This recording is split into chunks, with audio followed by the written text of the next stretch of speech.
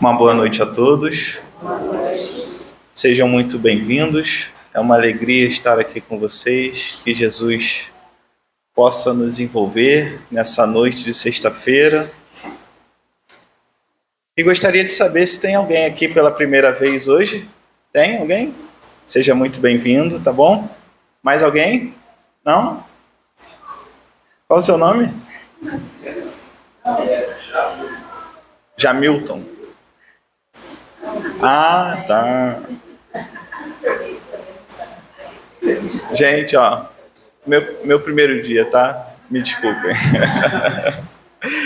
Então, sou Arthur Mondaini, um trabalhador da casa, tá? Que agora está na direção da reunião. Temos aqui alguns avisos fraternos.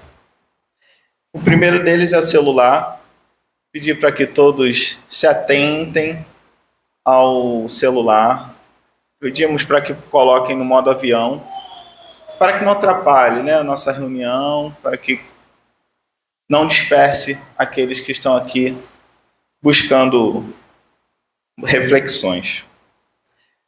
Sobre a água fluidificada, pedimos para que não esqueçam, né, que coloquem a água fluidificada na mesa e não esqueçam na hora que forem embora. E temos também o Evangelho no Lar. Todos aqui fazem o Evangelho no Lar? Aqueles que não sabem como fazer, nós temos aqui um panfleto, né, uma cartilha de como fazer o Evangelho no Lar. E qualquer dúvida, é só, após a reunião, nos procurar, que podemos dar as orientações, tá certo? O nosso estudo hoje, ou melhor, a página de abertura hoje será feita pela nossa irmã Amanda,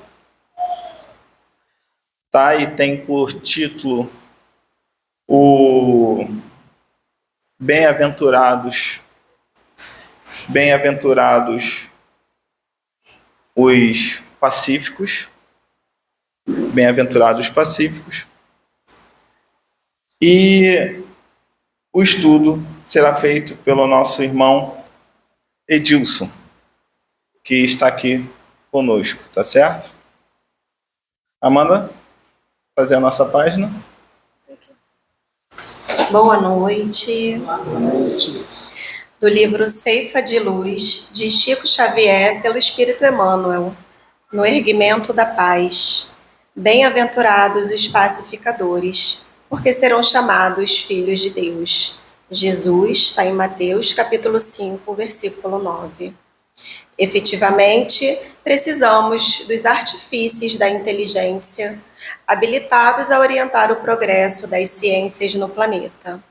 Necessitamos, porém, e talvez mais ainda, dos obreiros do bem, capazes de assegurar a paz no mundo, não somente daqueles que asseguram o equilíbrio coletivo na cúpula das nações, mas de quantos se consagram ao cultivo da paz no cotidiano, dos que saibam ouvir assuntos graves, substituindo-lhes os ingredientes vinagrosos pelo bálsamo do entendimento fraterno, dos que percebem a existência do erro e se dispõem a saná-lo sem alagar-lhe a extensão com críticas destrutivas, dos que enxergam problemas procurando solucioná-los em silêncio, sem conturbar o ânimo alheio, dos que recolhem confidências aflitivas sem passá-la adiante, dos que identificam que os conflitos dos outros, ajudando-os sem referências amargas,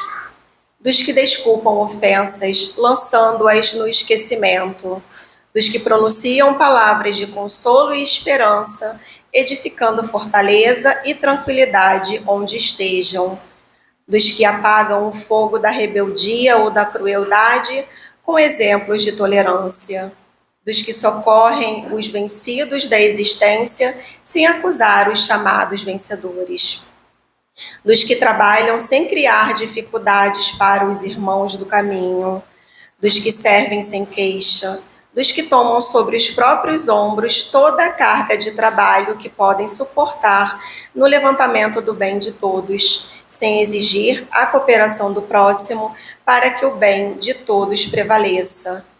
Paz no coração e paz no caminho.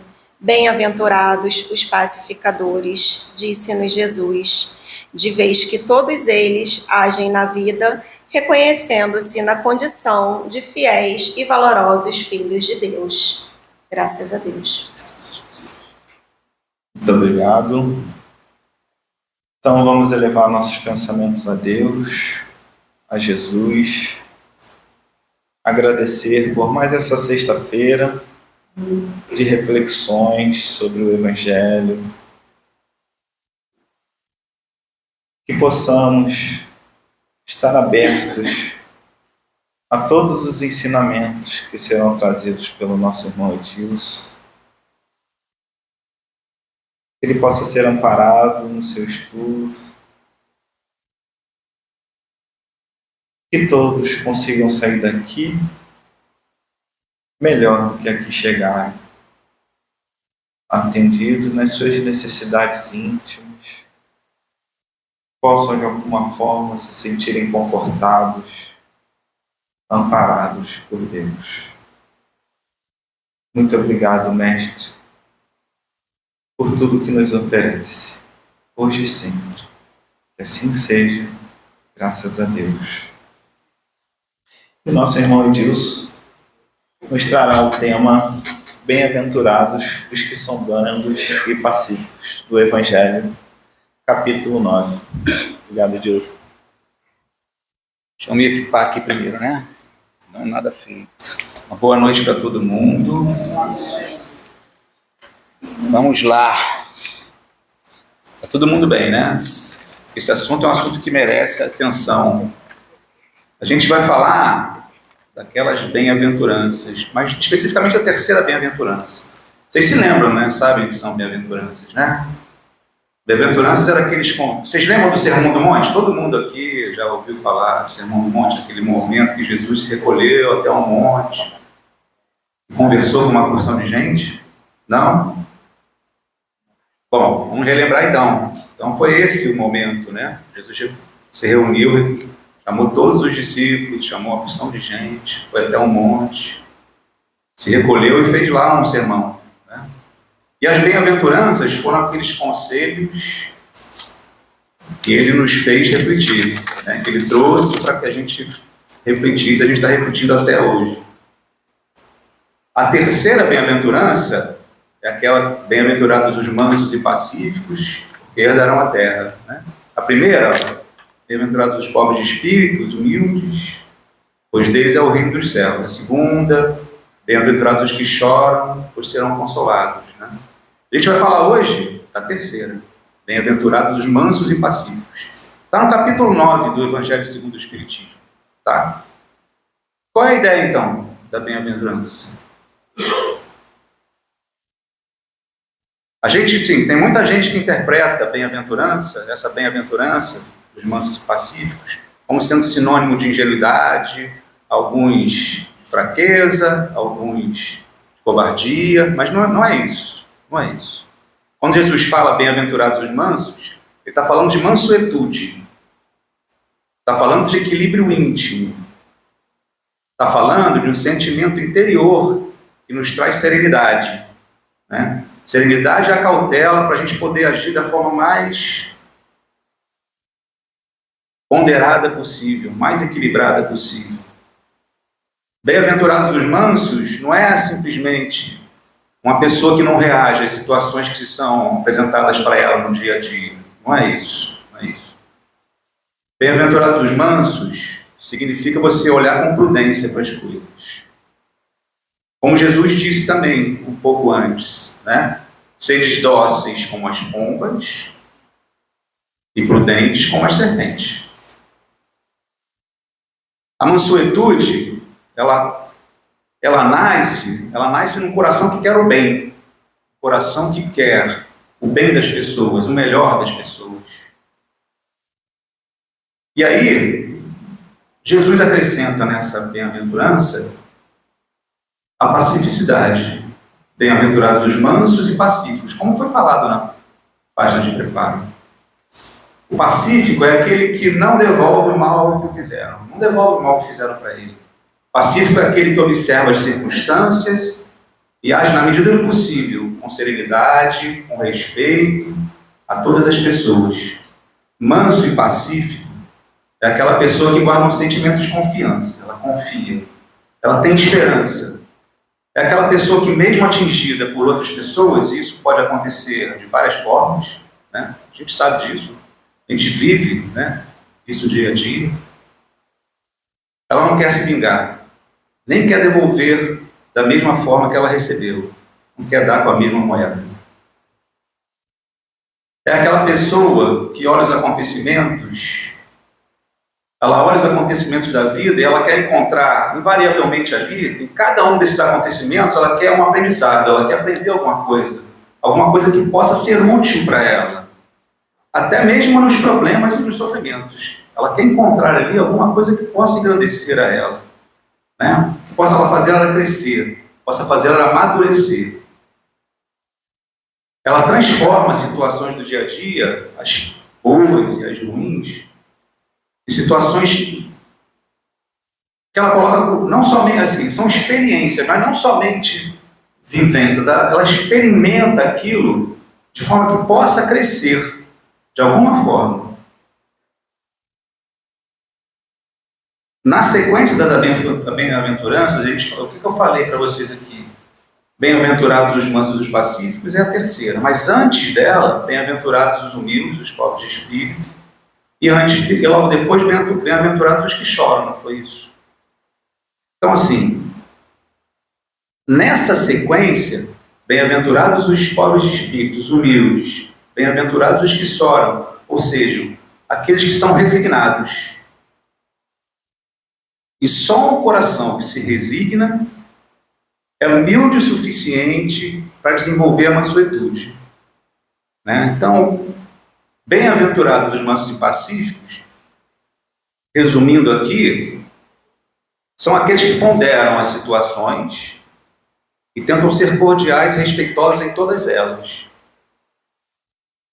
Bacana isso que você falou, né, Edson? Isso é muito bacana. Consolador, né? Essa é a primeira parte. E a consoladora, e a ideia era essa, trazer para vocês essa consolação. Mas como é que eu, no meu dia a dia, na realidade que eu vivo, em tudo que acontece, a gente vê uma realidade bem dura, uma realidade em que as pessoas, aqueles que têm poder, são violentos, aqueles que podem mais maltratam os outros. Como é que eu posso, numa realidade dessa, agir diferente daquela pessoa que está agindo com a maldade? Se ele tem poder, se ele pode fazer tudo, e se ele faz isso sem o menor arrependimento, né? Pelo menos naquele momento. Como é que eu faço isso? Essa foi a mesma dúvida, e esse foi o mesmo pensamento, que quando Jesus proferiu lá essa bem-aventurança no monte, os apóstolos tiveram. E aí eu vou pedir para trazer aqui uma permissão de vocês, para trazer uma página aqui do livro Jesus no Lar, que é uma página psicografada pelo Chico Xavier, mas o Espírito era nem o Lúcio, em que ela vai nos trazer um momento ali em que aconteceu aquele encontro de Jesus com os apóstolos, todas aquelas pessoas que estavam ali, e ele proferiu ali a bem-aventurança, as bem-aventuranças. E eu vou relatar esse momento aqui. É assim que o Nélio Lúcio trouxe para a gente. Ele diz assim, ó: à frente da multidão de sofredores e desalentados, relacionou o mestre as bem-aventuranças, destacando com ênfase a declaração de que os mansos herdariam a terra. A afirmativa, porém, soou entre os discípulos de maneira menos agradável. Não soou bem. Tal asserção não seria um encorajamento à ociosidade mental? Se o Evangelho reclamava espíritos valorosos na sementeira das verdades renovadoras, como acomodar a promessa com a necessidade do destemor? Se o mal era atrevido e contundente, e continua sendo, em todos os climas e posições, como estabelecer o triunfo inadiável do bem através da incapacidade de reagir, embora pacificamente?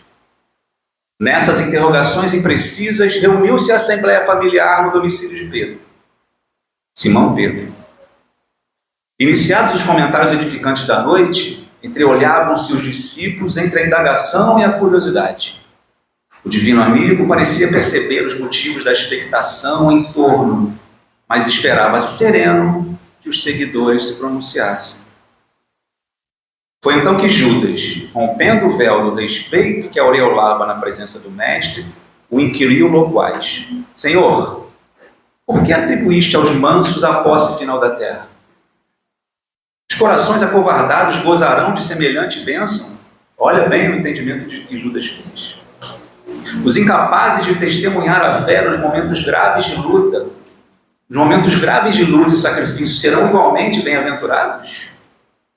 Jesus não respondeu de imediato. Vagueou o olhar através de todos aqueles que estavam na sala, como a pedir-lhes a extensão de quaisquer dúvidas que lhes povoassem a alma. Foi então que Pedro cobrou o ânimo e perguntou: Sim, mestre, sim.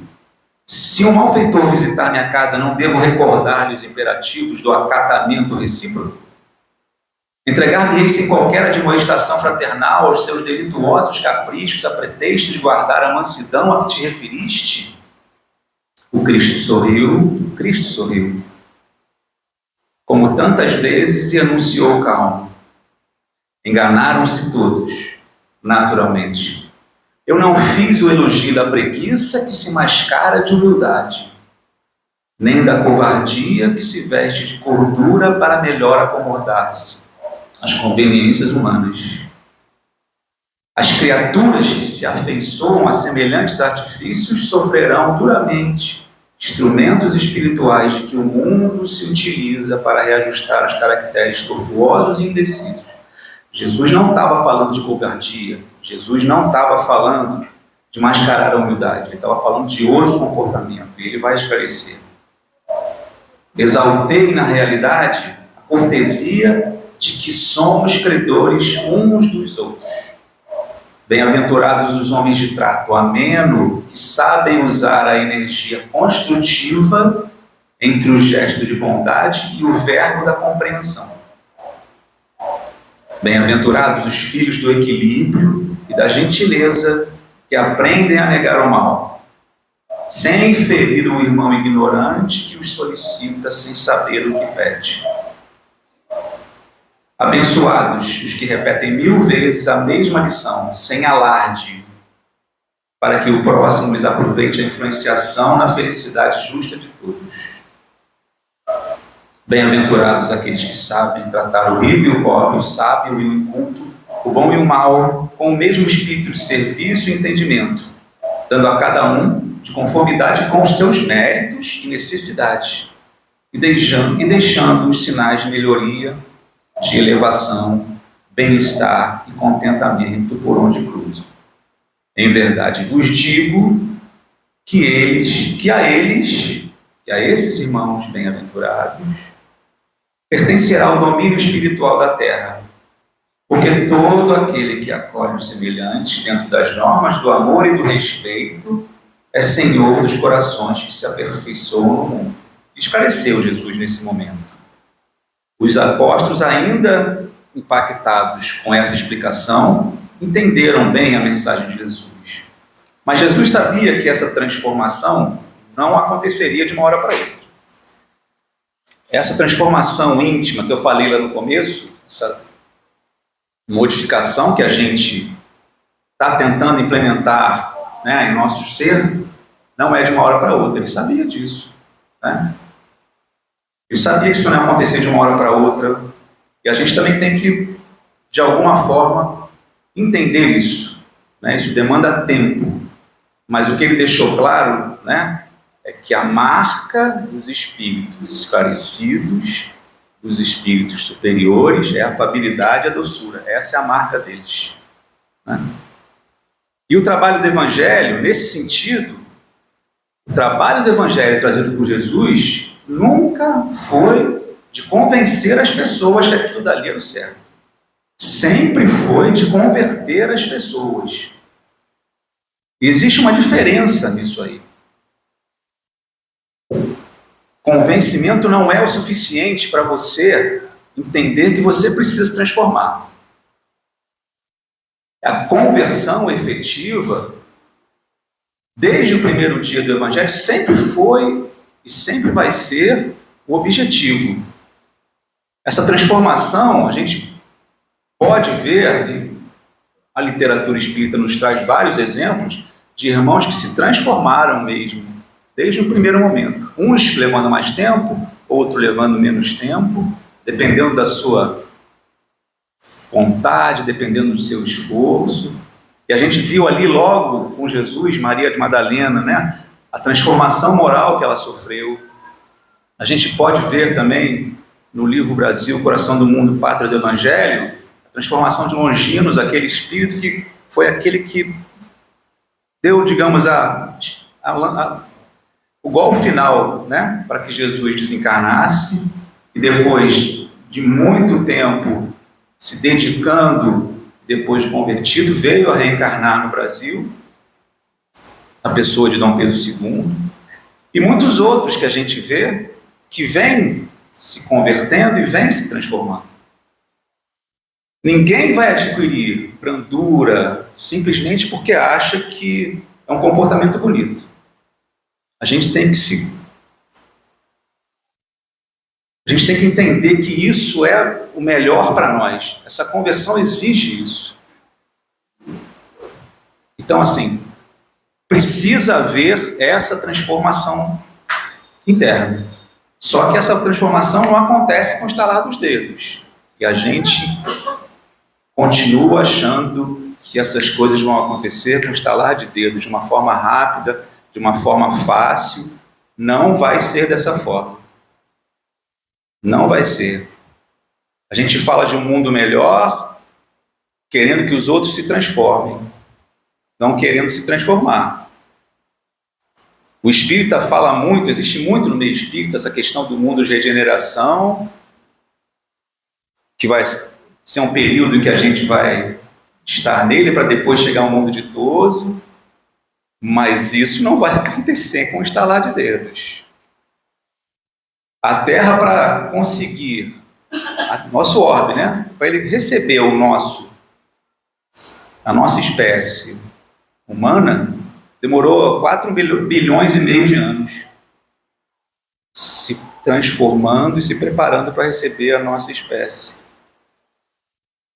A gente quer, que as coisas aconteçam de uma hora para outra. Só que a gente também não quer fazer muito esforço. Mas essa conversão não vai acontecer imediatamente. A gente tem as bem-aventuranças como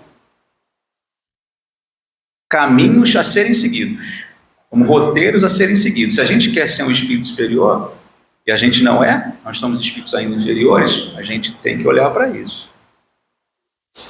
Esse aspecto é interessante. O Humberto de Campos também coloca em um dos livros dele, que eu não me lembro, eu ia colocar aqui, mas não me lembro. Ele diz que Deus usa o tempo, não a violência, né? E a gente pode observar isso, ele resolve todos os processos da natureza, levando tempo. Tempo. A gente não, a gente quer que as coisas aconteçam imediatamente. A gente quer plantar hoje para colher amanhã, né? Não dá. Cada semente tem o seu tempo de germinação, né? Se a gente plantar uma alface vai ser rápido, mas se você plantar um pé de uva, vai demorar uns 2, 3 anos aí. Então, trazendo agora um pouquinho para o Doutrina Espírita, já nem sei nem quanto tempo eu tenho, já me perdi ali. Mas não tem problema. Não vou demorar muito mais, não. Ninguém sai da categoria de espírito imperfeito. E a gente pode lembrar aqui um pouco dessa categorização. No Livro dos Espíritos, o Allan Kardec, em determinado momento, ele ousou, de uma forma didática, como ele via comportamentos diferentes, né, e ele estava estudando isso, de espíritos, né, de pessoas com comportamentos, moralidades, intelectualidades diferentes, ele ousou classificar, fez uma classificação, para entender melhor o que os espíritos estavam querendo dizer com mundos ditosos, com mundos primitivos, com mundos de prova e expiação. E ele fez lá uma classificação. Como o nosso mundo é um mundo de provas e expiações, nós, por conta disso, ainda somos espíritos inferiores, né? E habitamos um mundo de provas e expiações.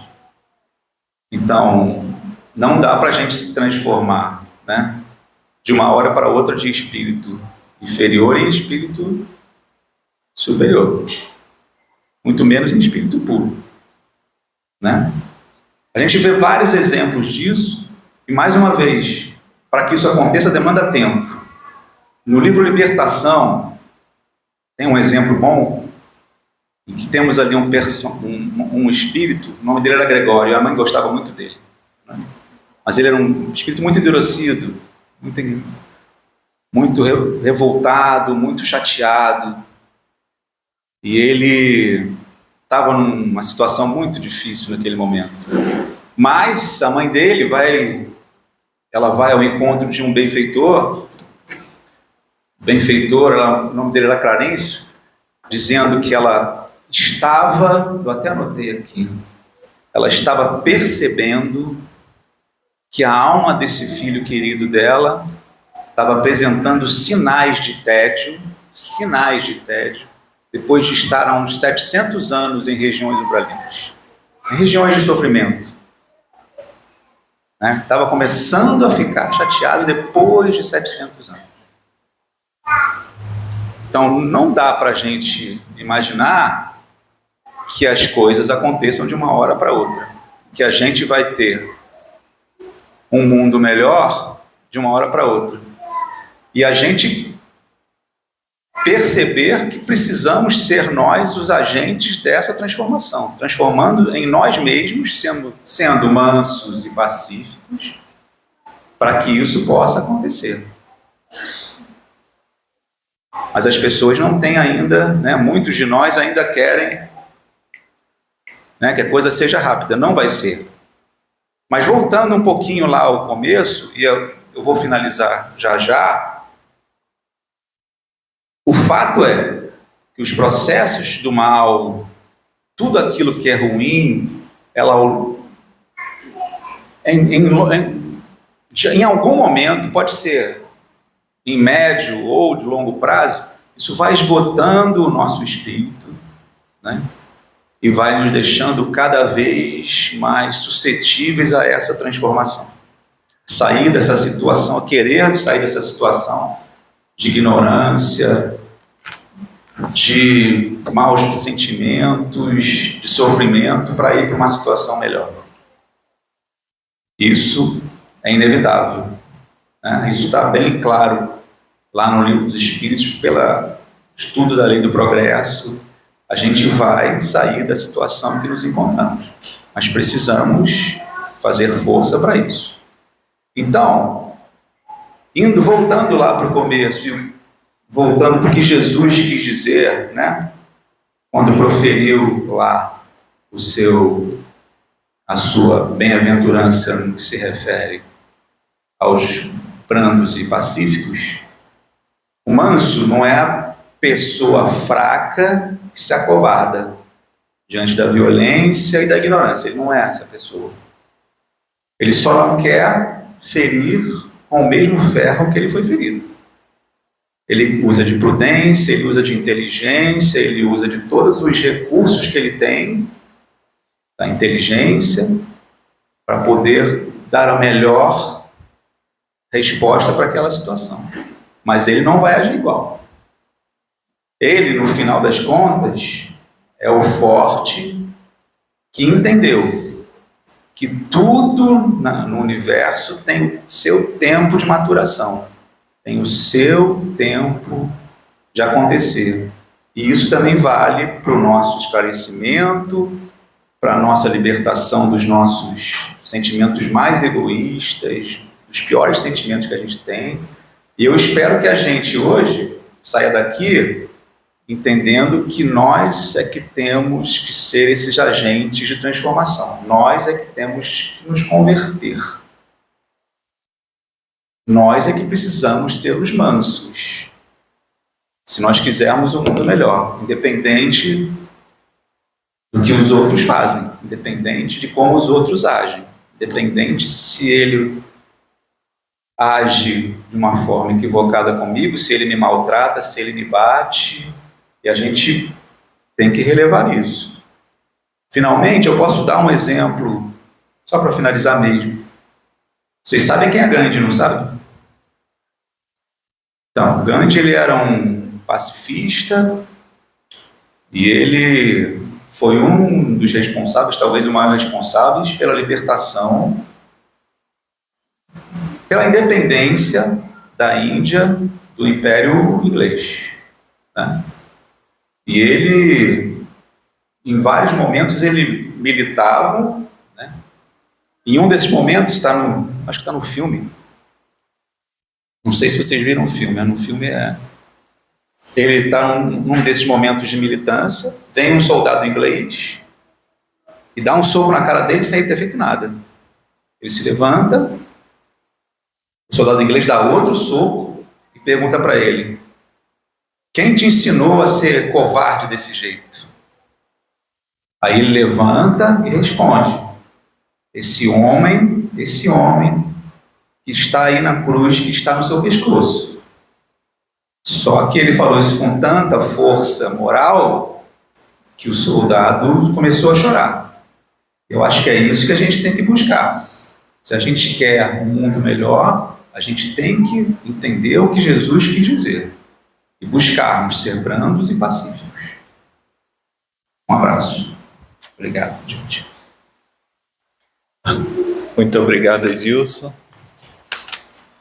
É sempre bom refletir, né, sobre o Evangelho de Jesus.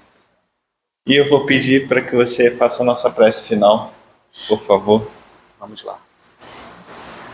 Então vamos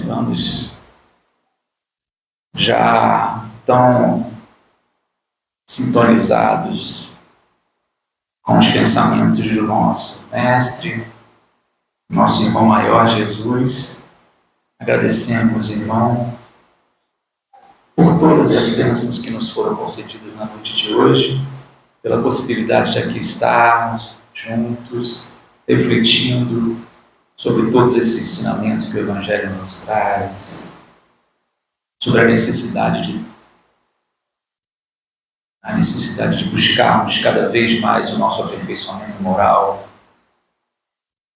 de sermos pessoas mais tolerantes, mais compreensivas, nos colocarmos no lugar dos outros, entendendo que cada um tem um momento em que vai reconhecer todo o esforço que tu fizeste em trazer para nós o Evangelho. Muito obrigado pela essa oportunidade, muito obrigado pelas bênçãos que esses irmãos benfeitores, responsáveis por essa reunião, nos brindam nesse momento, todas essas boas vibrações, orações de paz, de harmonia. E pedimos que possamos sair daqui melhores do que entramos, se possível for, amparados por Ti, Senhor. Que seja uma semana, um final de semana e uma próxima semana de muita paz, de muita harmonia e de muita reflexão. Graças a Deus, graças a Jesus. A paz do mundo começa em mim. Se eu tenho amor, com certeza sou feliz. Se eu faço bem ao meu irmão, tenho a grandeza dentro do meu coração. Chegou a hora da gente construir a paz. Ninguém suporta mais o desamor. Paz pela paz, pelas crianças, paz pela paz, pela floresta, paz pela paz.